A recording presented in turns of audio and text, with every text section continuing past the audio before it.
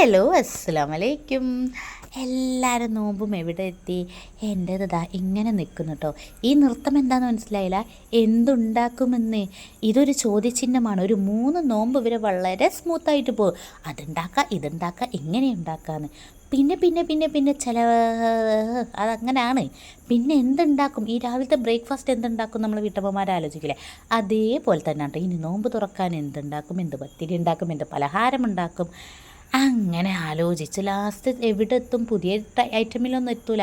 സമൂസ തന്നെ എത്തി കേട്ടോ. പിന്നെ ഇഞ്ചി വെളുത്തുള്ളിയും കുത്തലും മടക്ക് പത്തിരി കണ്ണ് വെക്കാനുള്ള വളരെ മടി കാരണം മടക്ക് പത്തിരി സെറ്റാക്കി. അത്ര വലിയ എളുപ്പമൊന്നുമില്ല, കണ്ണും കൂടി വെക്കുക, പക്ഷെ വേണ്ട, മടക്ക് പത്തിരി മതി. അങ്ങനെ കുറച്ച് ബീഫ് ഉണ്ടായിരുന്നു, അതും റോസ്റ്റ് ചെയ്ത് അത്തായത്തിലേക്കുള്ള കൂന്തളും.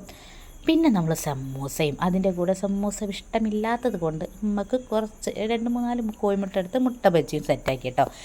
പിന്നെ ഇന്ന് ജ്യൂസില്ല, വത്തക്ക വെച്ച് എന്തെങ്കിലും ചെയ്യാൻ വിചാരിച്ച്. അപ്പോൾ പാലുണ്ട്, അപ്പോൾ വത്തക്കനെ കൊണ്ടൊരു സംഭവം ഉണ്ടാക്കണം. അങ്ങനെ അതും സെറ്റാക്കി. എനിക്ക് എല്ലാ പണികളും കഴിഞ്ഞ് ഒരു 6, 5:30, 5:45 ഈ ടൈമിൽ ഇങ്ങനെ വെറുതെ ഇരിക്കുമ്പോൾ എന്തൊരു സമാധാനം അറിയോ.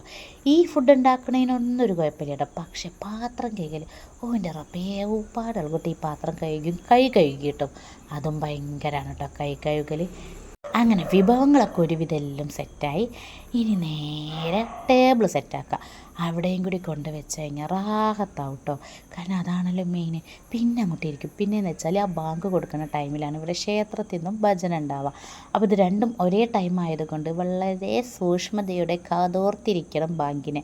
ഒരാൾ മുന്നിൽ നിൽക്കും, ഒരാൾ ബാക്ക് സൈഡിലും പോയി നിന്നിട്ടാണ് ഇരിക്കുക.